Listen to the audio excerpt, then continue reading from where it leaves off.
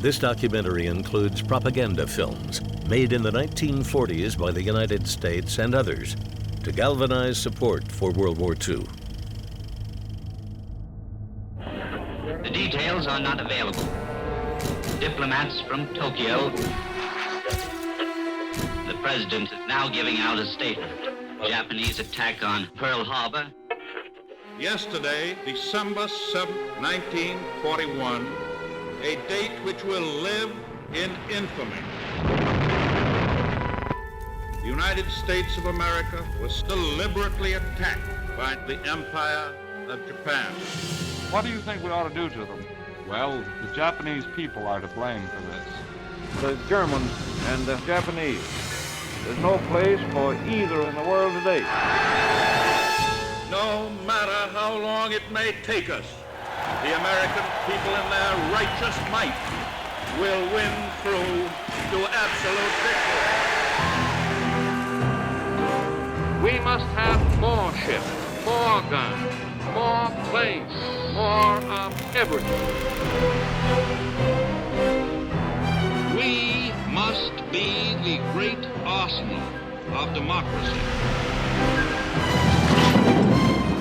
We will gain the inevitable triumph, so help us God.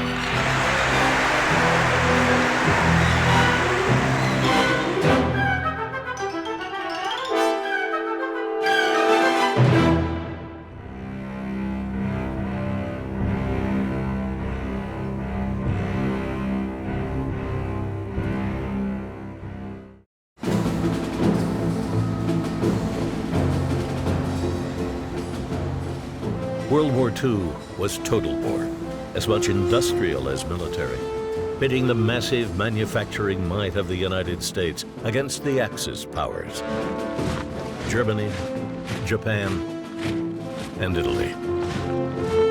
While not immediately apparent to our enemies, the U.S. had three distinct advantages. Its location was far from the battlefield. There were plentiful natural resources, and there was a huge, diverse workforce, positioning the U.S. for victory. Re-elected to his second term, 32nd President Franklin Delano Roosevelt had been calling on Americans to prepare for war well before the Japanese attack. We must be the great arsenal of democracy. There will be no bottlenecks in our determination to aid Great Britain. Just before the U.S. entered the war, Roosevelt signed the Lend-Lease Act, guaranteeing the production of war materiel to support our allies. Companies making cars, toys, and appliances would start producing guns, planes, and tanks. Coastal cities shouldered much of the burden, but Midwestern cities like Detroit and especially Chicago were of vital importance too. Chicago was a great manufacturing city. We had a great location, we had a great workforce, we had a lot to offer. With nearly 3.5 million residents, the city has become the second largest center of population in the Western Hemisphere. The Union stockyards are the largest in the world. Although Chicago today is the world's greatest railroad center, that fact does not diminish its importance as a freshwater port. Between 1937 and 1941, debate raged, particularly in Chicago, over whether America should become more involved in the European war. Led by Chicago Tribune publisher Robert McCormick, a Republican, the America First isolationists wanted to stay neutral.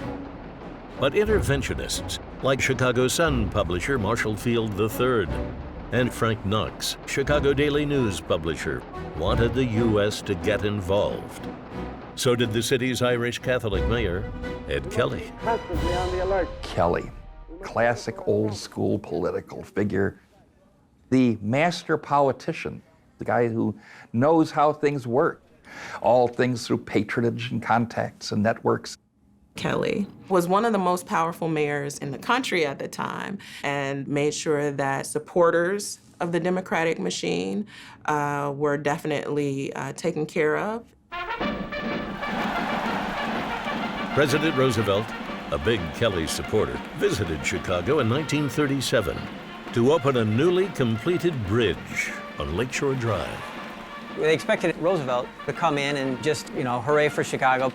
And in the end, it became a cautionary warning about fascism and preparing us for war, which eventually came. The present reign of terror and international lawlessness began a few years ago. Let no one imagine that America will not be attacked. Without a declaration of war, vast numbers of women and children are being ruthlessly murdered with bombs from the air. Roosevelt's re-election promise was not to entangle the country in another war unless we were attacked.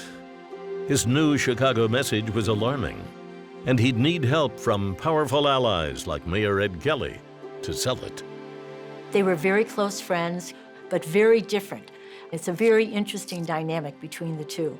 Roosevelt often asked him questions about political things, but also personal things too. Kelly would help Roosevelt keep the drumbeat of intervention going strong, even organizing civilian defense before the attack on Pearl Harbor. Mayor Kelly, recognizing Chicago's responsibility for the survival of the civilized world, meets with his Civilian Defense Committee. This commission was organized more than a year ago.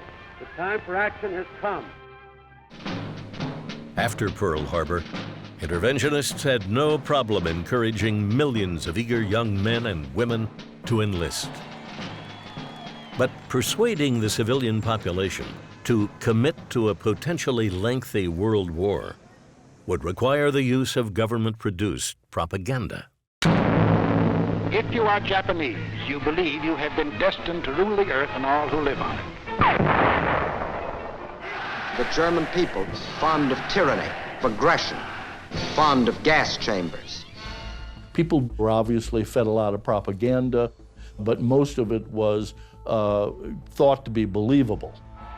And also, there's a tendency during wartime to make the enemy into the other, someone who is not entirely human.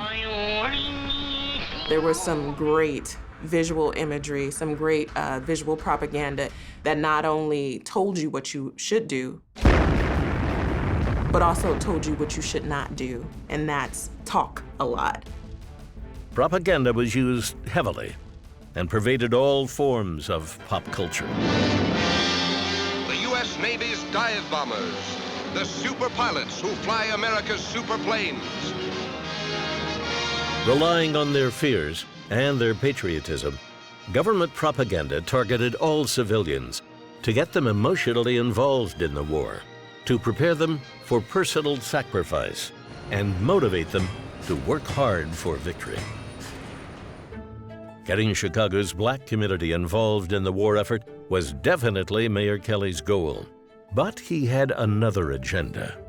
By using the offer of wartime jobs and the promise of political power, he hoped to solicit allegiance to his democratic machine. Kelly enlists the Roosevelt administration in the form of jobs and programs to get African Americans moving from the Republican Party of Abraham Lincoln to the Democratic Party of Franklin Delano Roosevelt. Kelly was smart enough to grasp that there was an opportunity to make Chicago a permanent Democratic majority city. Black voters did strengthen Kelly's grip on the city, but would the wartime jobs he promised really benefit them? For African Americans, access to jobs afforded an opportunity to try to transform the conditions of inequality, the conditions of discrimination that existed for them. And to help combat discrimination, Roosevelt did issue an executive order making segregation in defense plants illegal.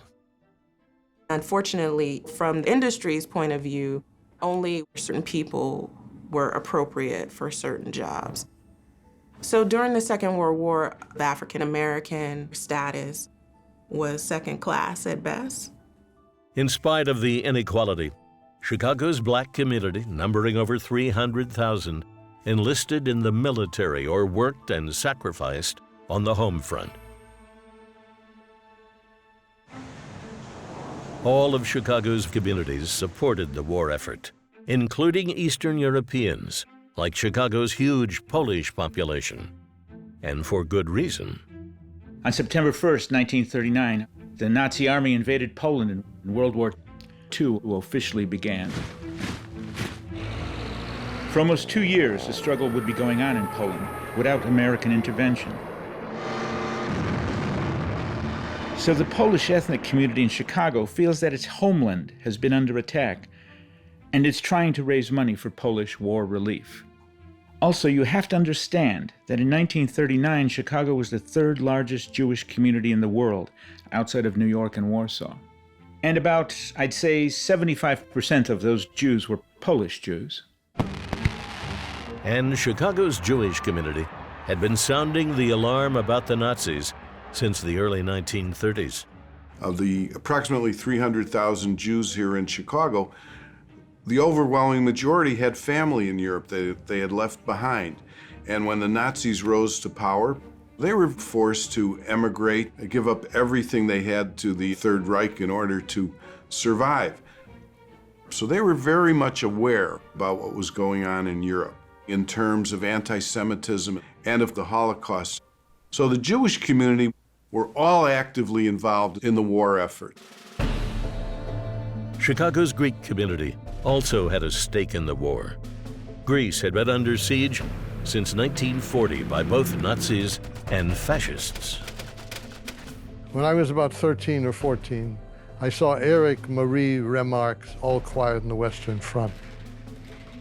I came out so shaken, resolved that I would never fight in any war, that wars were all senseless.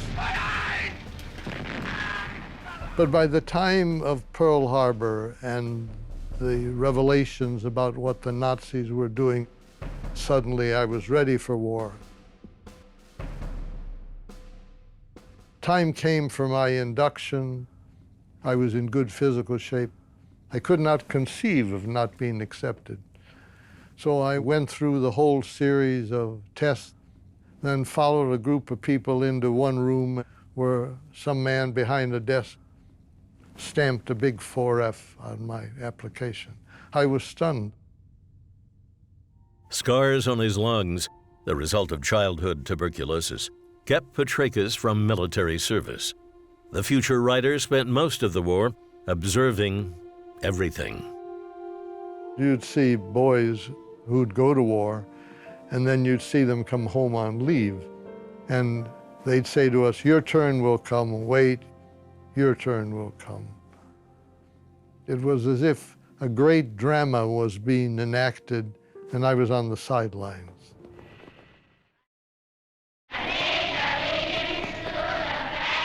Chicago's loyal German community spent the war struggling to distance themselves from Nazi sympathizers. The German community, they were very concerned about not being identified with the German-American Bund. There were a couple thousand members in Chicago. They actually wore swastikas. Their leader modeled himself kind of as Hitler. He would run around in the same type of costume.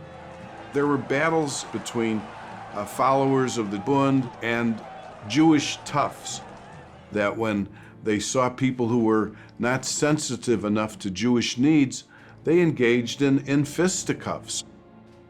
It didn't get any easier for Germans or Italians or Japanese either. When President Roosevelt issued proclamations labeling immigrants over 14 years of age who were not naturalized citizens as enemy aliens, subject to arrest and/or imprisonment. There were individual cases of young men who were arrested arbitrarily, who had no connection to the acts of sabotage that were so greatly feared. One that comes to mind, of course, is the famous case of Eberhard Fuhrer. I was born in Germany in 1925, and my parents brought me here to the United States in 1928. I was in high school in my senior year, and then the principal came in and he said, Eberhard, I've got to ask you to step in the hallway. 2 FBI agents, they put handcuffs on me. Führer's parents had been arrested the previous year. Now they had him, and older brother Julius was next. So they picked him up too. They took us to the police headquarters and charged us with suspicion. And the guards said, what are we going to do with these Nazis? I was literally frightened to death that night. And in the morning, they put us in a car and we went to 4800 South Ellis Avenue in Chicago. You had this old mansion converted basically into a little POW center. Not really a POW, but enemy alien detention center. There was a wrought iron fence around it, and there were guards on the outside. The population was almost exclusively German, except for 2 or 3 Italians. And we were told, you must pull the shades so nobody can shoot you. And apparently there had been some drive-by shootings. Eberhard was eventually reunited with his family in a Texas prison camp, but not released until 1947. The South Ellis facility wasn't the only Chicagoland detention center. One of the largest was just north of the city. Fort Sheridan during World War II was the administrative center for the German, Japanese, Italian prisoners of war, 4,000 of whom were at the Fort Sheridan site itself. Every day, enemy prisoners would be transported in and out of the fort, drawing the attention of curious locals, especially children. We would stand there gawking at these German prisoners, all very happy and waving to us, and we would wave back, and that was a big thing for us. Then they started to bring the Japanese prisoners, and we didn't wave to them. We had heard that they ate kids, and we didn't want to get eaten. A number of these smaller kind of sub-camps existed in the Chicagoland area. Camp Skokie Valley in Glenview, one in Thornton on the south side of Chicago, Camp Pine in Des Plaines. Camp Grant near Rockford was the biggest one. With camps located in the middle of the country, escapees had little chance of returning home. But trained spies and saboteurs were a more dangerous threat. The most notable saboteur was Hans Haupt. Born in Germany, he immigrated to Chicago with his parents, and he spoke English without a trace of a German accent. He was a member of the Lane High School ROTC, and it was recalled how much he loved wearing that uniform. He would strut around the house in that uniform. Ultimately, Haupt returned to Germany to enroll in the Abwehr, the German spy school, where he and his small group were trained to sabotage railway lines, essential wartime factories, and if possible, steal secrets. Hans Haupt was 21 years old when he landed back in America by German submarining and was captured by the FBI. Haupt was executed along with 5 other saboteurs. And it should be noted, there was very little sabotage here.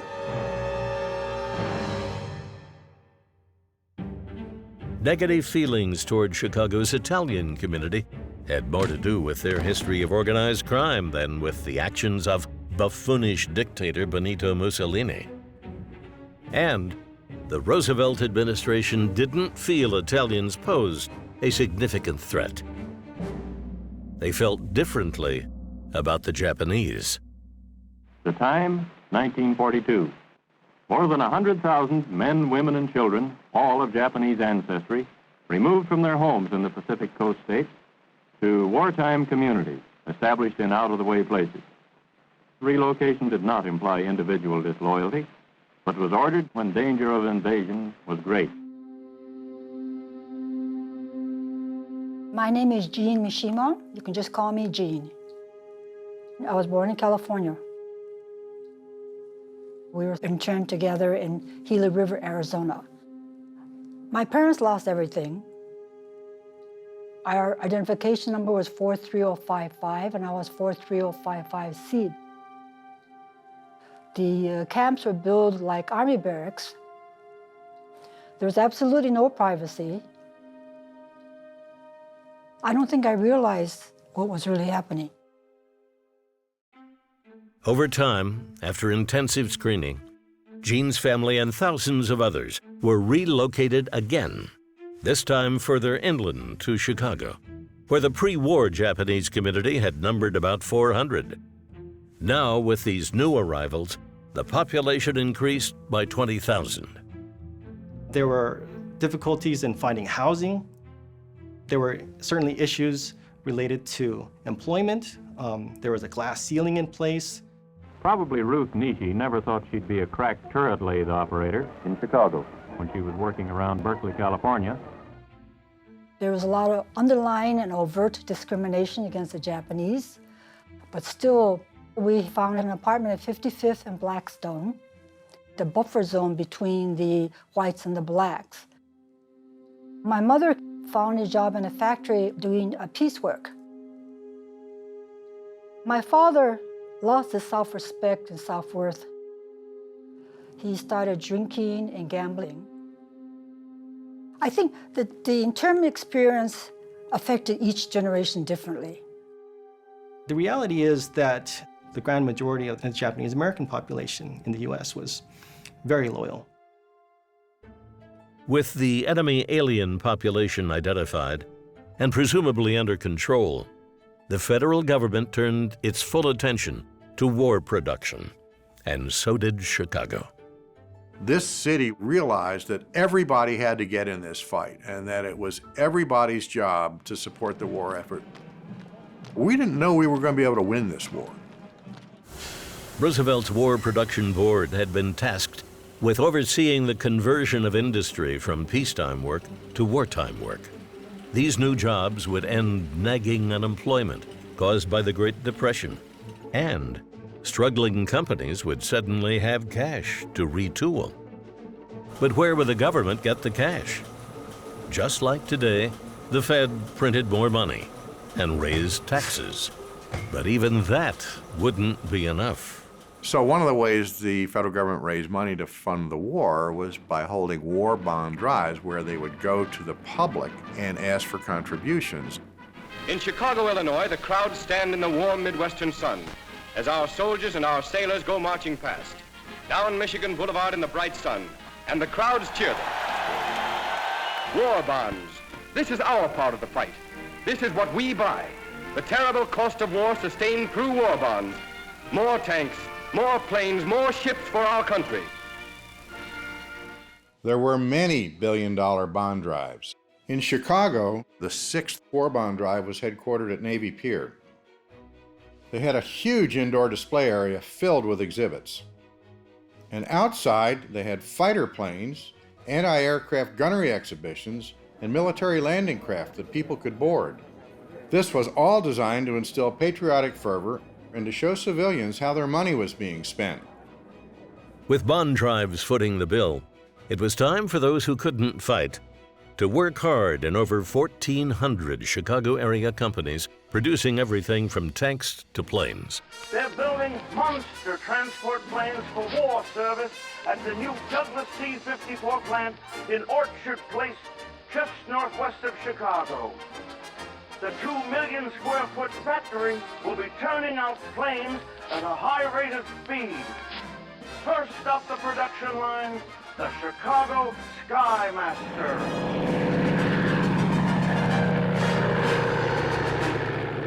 They produced 655 of the C-54 transports there. They had a parking lot for 6,300 automobiles. It was where Chicago's O'Hare Airport stands today, and was said to be the largest wooden building in the world at the time. Because they didn't want to use steel that could be used for ships and planes and tanks, etc. The total number of workers was about 15,000, and it included 3 dwarves, because they were very good in tight places. They were riveters, and they could get into the fuel tanks. A lot of women worked at that plant. Many of them had husbands, sweethearts, or sons in the war, and they wanted to do their part. I have a daughter in the waves, and I had a son on the Arizona. That's a good enough reason for anyone. My husband's a prisoner of the Japs in the Philippines. If he'd had a few more of these shells out in Bataan, maybe he'd still be fighting. Offensive by today's standards, propaganda films designed to attract women to the wartime workforce were typically written by men. Millions and millions of women who had never lifted a finger outside their own homes now suddenly resolved to set the world house in order. Yes, the American woman, to every man's surprise, had won her industrial spurs. So typically, the work life of the woman was seen as happening in the home. And World War II changed all of that. That's where Rosie the Riveter happened, because the men went off to war, the women went to the factories. Chicago women found work building ships, too. The Chicago Bridge and Iron Company in Seneca, Illinois, just south of the city, was asked to build the LST, or Landing Ship Tank. The LST was an ocean-going vessel that carried troops, tanks, and other mechanized equipment right to the beach to support invasion of enemy-controlled territory in Europe and the Pacific.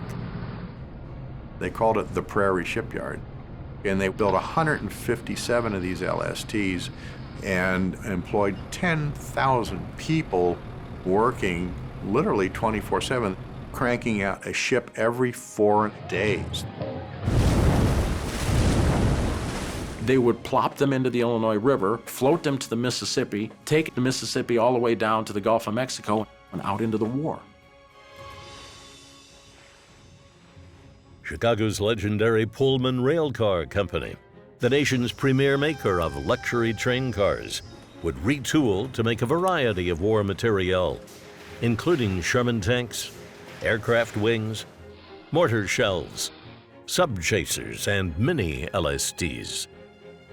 There were 3 major shipbuilders in the Chicago area during World War II. One of them, Henry Greeby and Company, formerly the makers of luxury pleasure yachts, began repurposing their company to build minesweepers. They actually built 25 motor minesweepers of 270 tons. Minesweepers are wooden-hulled boats because wooden hulls don't attract magnetic mines. In addition to making ships, Chicagoans made a weapon to destroy ships. Theirs, not ours. Another interesting example of how plants in the United States have converted to war. This plant was manufacturing tin cans that packed the nation's food. Now they make torpedoes. The Amertorp Company was actually American Can Company. At the outbreak of World War II, cans were out, torpedoes were in. Albert Kahn, the Amertorp architect, he pioneered wide-span, open buildings that didn't have a lot of structural members. Kahn started out building factories for the auto producers in Detroit.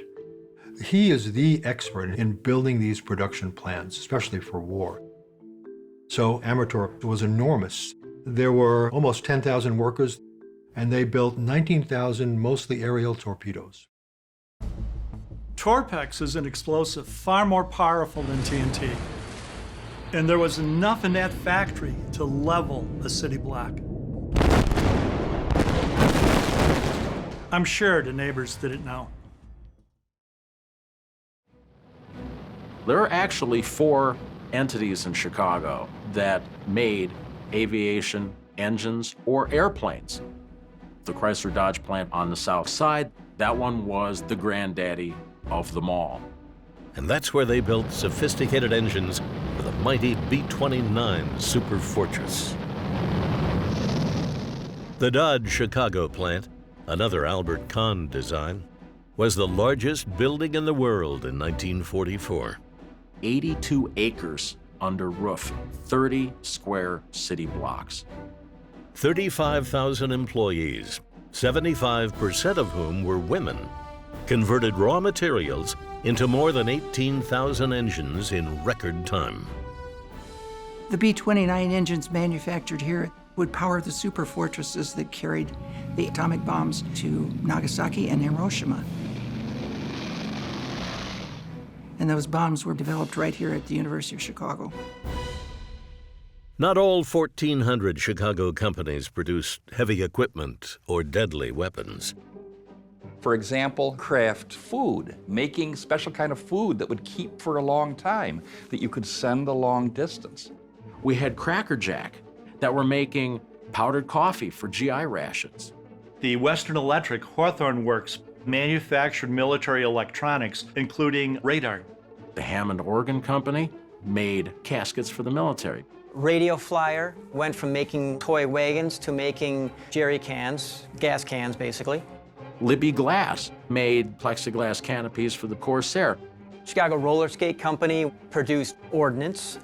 The Victor Adding Machine Company made the super secret Norden bomb sight. It's hard to imagine something that wasn't made in Chicago.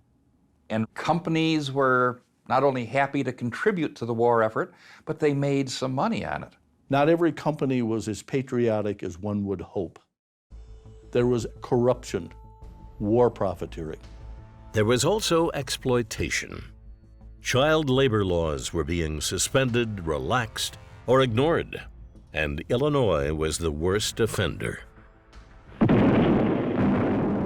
Filmed at a Chicago high school, this short reveals the growing relationship between children and the war machine.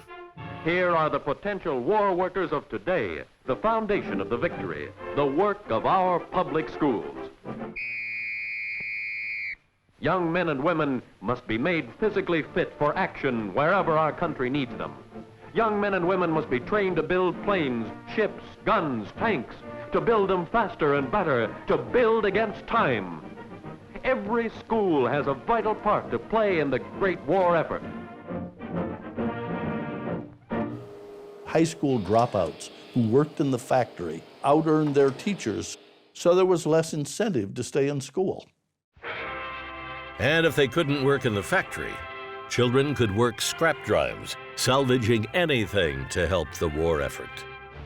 Completing Chicago's Every Citizen Must Help program are, God bless them, the kids. Banding together in one gigantic army of youth, the children set the example for their elders. Everyone was involved.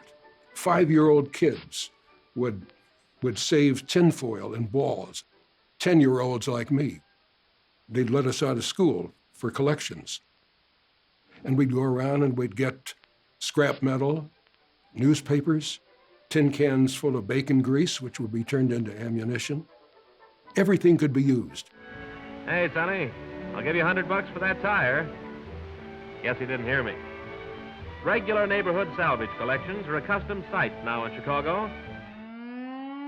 Another accustomed sight were Mayor Kelly's vigilant civil defense captains, who insisted on blackout drills to protect the city from unlikely enemy air attacks.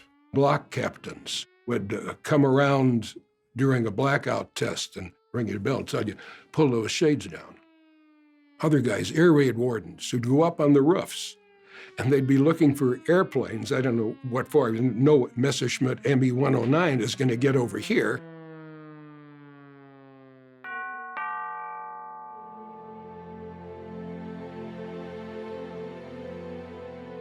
While enemy planes wouldn't be bombing Chicago, the sting of war was felt in other ways.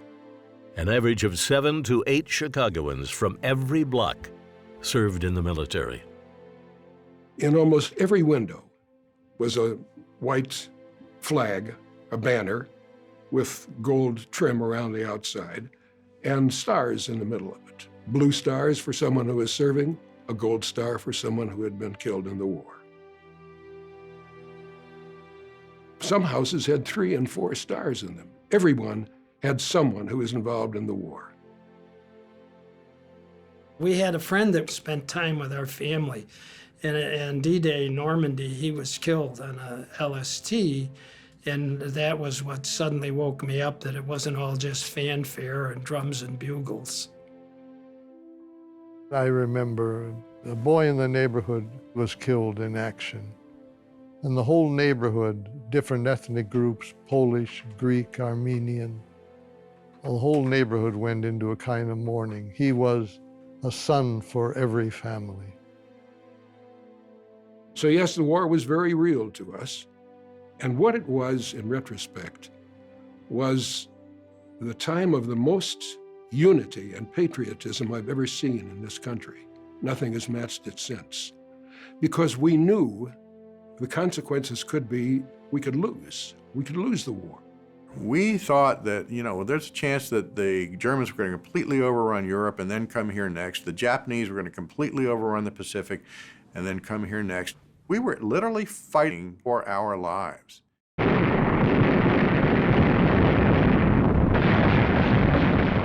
To ensure the military had what they needed for victory, the rationing of everything from food to cigarettes to fuel would become a daily part of life here. Employing stamp books and a point system, the goal was to teach civilians to make do with less while still getting their fair share. So here's a plan that's fair and square. Everybody gets their share. Share alike for victory. Get the point, Mrs. Brown. Sugar rationing started in 1942 and gets much more Byzantine as they start adding stuff. One of the first things to go were car tires.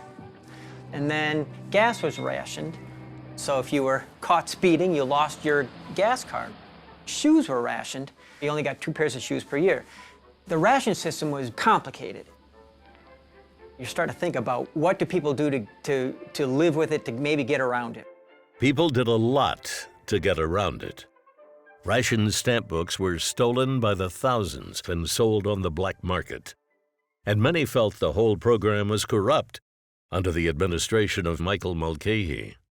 The Chicago Tribune railed fiercely against Mulcahy, branded as a tool of the Kelly machine. There were complaints that favored politicians in Chicago were getting an unfair ration of what they needed. But by the war's end, it was generally agreed the rationing program had succeeded. And so had food gardens for defense, later known as victory gardens. Chicago, the hub of America. There are 200,000 amateur farmers.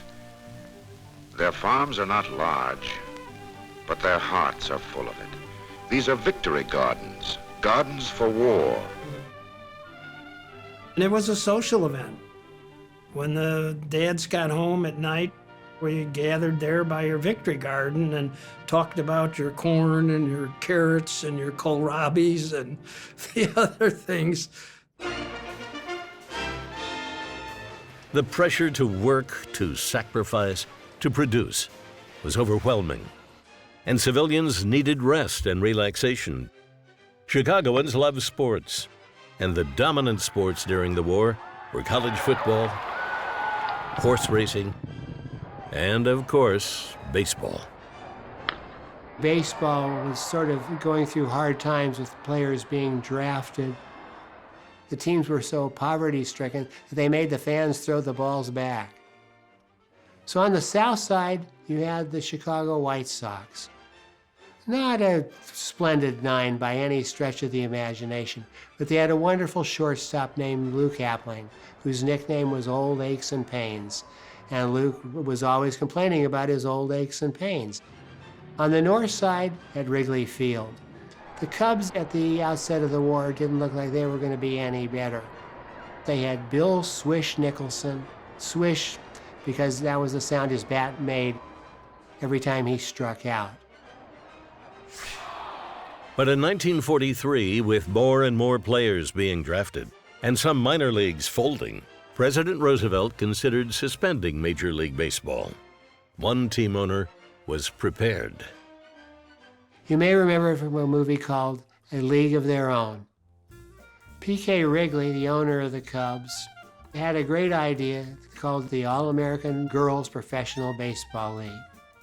It was a league that was built around small towns, Dixon, Kankakee, Rockford, home of the Rockford Peaches. Wrigley, seen here from behind, wasn't just looking for good ball players. He needed personalities who could attract paying fans.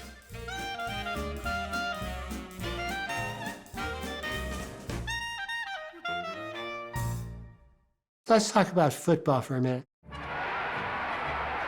The Bears were sort of blessed. They still had an abundance of great players. Bulldog Turner, Bronco Nagurski, legendary names, the most famous of which was Sid Luckman, who was the first great T formation quarterback. Luckman.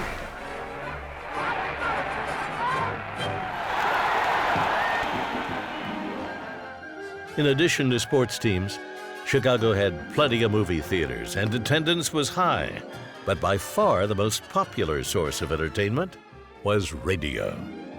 And it was radio that brought the country together as one on the home front. Now, you know, Chicago radio was heard from coast to coast. We heard Don McNeil and his Breakfast Club. From Chicago, it's Don McNeil's Breakfast Club. Say, winter came back to roost yesterday for a little while. The radio, I remember as a kid listening to my programs in the afternoon, Jack Armstrong. Jack Armstrong, the all-American boy. And Captain Midnight. Excitement, mystery, suspense, thrills galore for red-blooded young Americans. And at 6 o'clock, the radio was no longer my property. It belonged to the older folks because they wanted to listen to the latest news reports. Hello, America. This is Edward Murrow speaking from London. There were more German planes over the coast of Britain today. Chicagoland was home to multiple military training centers, and thousands of servicemen passed through the city every day, young men and women looking for a good time. Mayor Kelly was determined to keep their morale high. Ed Kelly decided that Chicago was going to be the most servicemen and women friendly city in the world. They had the best USOs, they had free transportation, free hotel. 12 stories of free food, recreation, and entertainment. Not 1 cent can the serviceman spend here.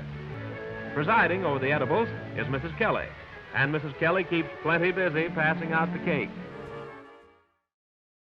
To improve the lifestyle of its trainees, the military took an 18-acre piece of lakefront and turned it into a servicemen's club. And it was staffed by many, many very attractive young ladies. And they would host these sailors and Marines and take them through all of these activities and go dancing with them at night.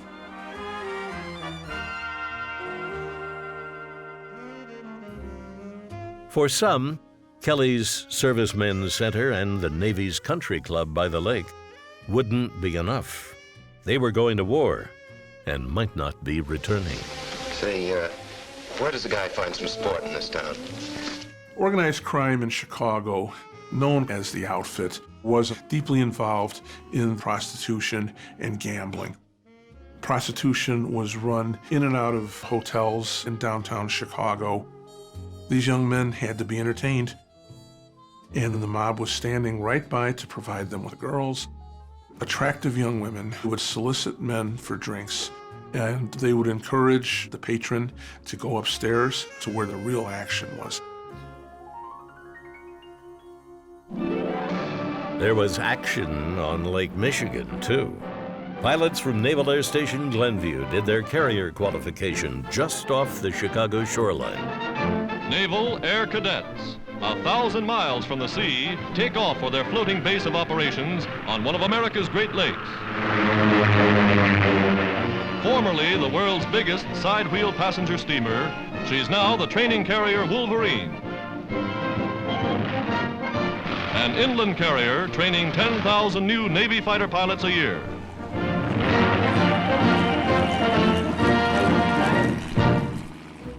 Each night, the 2 lake carriers, Wolverine and Sable, were docked at Chicago's Navy Pier. That was not Navy Pier's only purpose during World War II.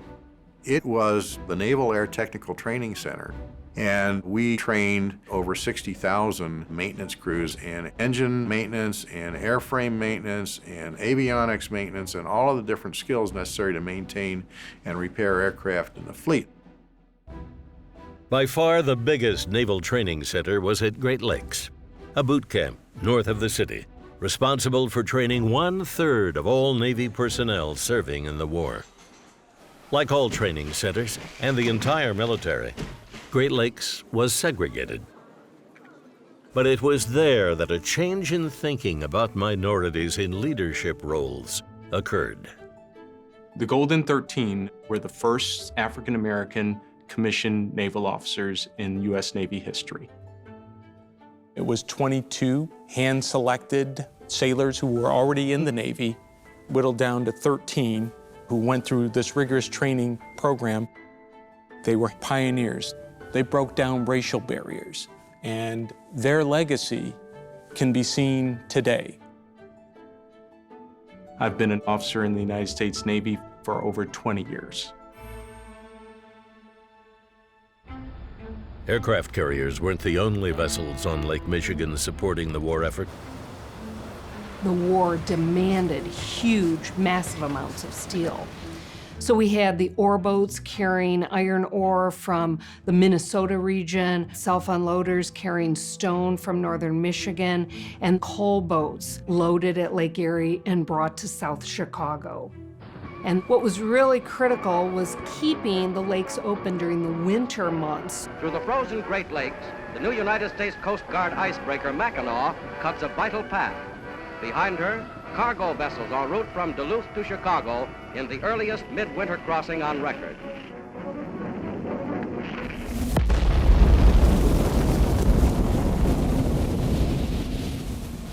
So this sculpture here marks the location of the first self-sustained nuclear reaction. Almost hate to mention it. University of Chicago could be the birthplace of the end of everything, the start of the nuclear age. In 1939, German-born Jewish physicist Albert Einstein penned a letter to President Roosevelt, warning him about our enemy's potential development of extremely powerful bombs of a new type. Roosevelt took him seriously, and the top-secret Manhattan Project was born, involving multiple facilities around the country, including the University of Chicago. The Manhattan Project was the project to produce the atomic bomb. It had nothing to do with Manhattan. That was just the name of the thing. The role of the University of Chicago was to produce a self-sustaining chain reaction in a nuclear reactor called a pile. Heading the Chicago team that would achieve the chain reaction was Italian physicist Enrico Fermi. Enrico Fermi fled Europe because his wife was Jewish, and he wins the Nobel Prize, packs up the trunk, and then gets to Chicago. 4 major academic buildings were appropriated for the Manhattan Project. There were guards and a facility called the Metallurgical Laboratory. It was a cover to hide uranium research. It was all very cloak and dagger. There was a military transport plane out at Midway Airport. It was used to shuttle Fermi and his team back and forth to meetings. Briefcases handcuffed to their wrists. By late 1942, Fermi was ready. Conducting his experiment under the university's Stag football field, the idea was to bombard uranium with neutron particles, splitting the atoms, releasing more neutrons until a chain reaction released unprecedented amounts of energy.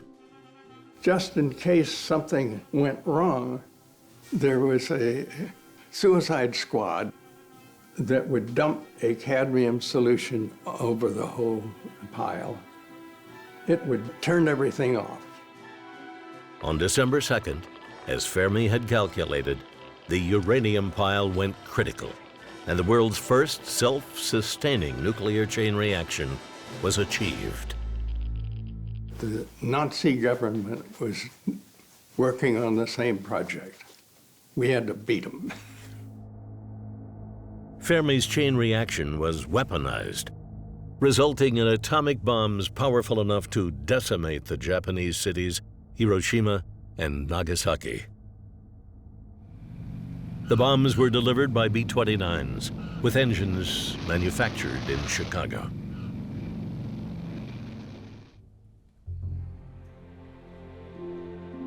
Beloved President Franklin Delano Roosevelt died April 12, 1945, just weeks before victory in Europe.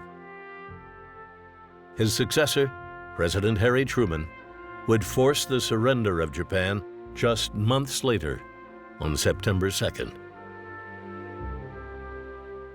The man who lived across the street from us came out of his house, running down the steps. "The war is over," he said. "The war is over." And pretty soon, everybody in the neighborhood was coming out of their house, and they were on the street, and they were screaming and yelling. If the war did anything for our neighborhood, it unified us. It broke down ethnic barriers because we were all in this together. You think about people going to war, about young men, about young women. We rarely think about entire cities going to war, which is what happened in Chicago. 30 minutes after the cessation of hostilities on VJ Day, 30 minutes after it was announced, not a single machine was turning. What now for all the workers? The end of the war was both a relief and a concern. Some women felt relieved to return to kind of a more traditional nuclear family, a more traditional home life, but others missed that kind of freedom that comes from earning your own paycheck. The post-war depression that everybody expected never came. And Chicago greatly benefited from the amount of money spent on war contracts here. Throughout the history of this country, part of the economy is based on the manufacture of weapons and things that are related to war. America got an awareness of its own strength. The ability to manufacture was like an endless supply line. But I think it was the nascent beginning of becoming a superpower. When Mayor Ed Kelly died in 1950, only naive Chicagoans wondered about the considerable wealth he'd accumulated during 14 years in office. But most would agree he'd been an effective wartime mayor. He played a huge role in World War II, not only because of his influence on Roosevelt and his ability to get Roosevelt elected for a third term, but also he was head of civil defense for the entire Midwest region. So when Chicago went to war, he was up to the task. World War II was the deadliest conflict in history. Casualty estimates total over 60 million, climbing to 80 million from war-related disease and famine. The world had paid a terrible price. Beyond the veneration for country, beyond the loyalty to country, there is a loyalty we have to mankind, to the earth, which is country to all of us. Modern American warfare is primarily experienced by those doing the fighting and their families, with the general public often unaffected, even disinterested. That was not the case during World War II.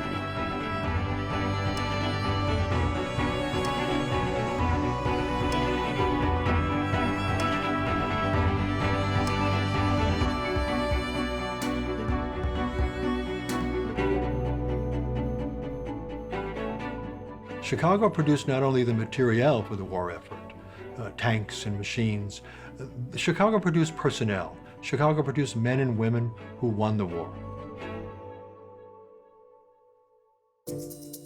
Today, there are reminders of Chicagoland's wartime history everywhere, some more visible than others.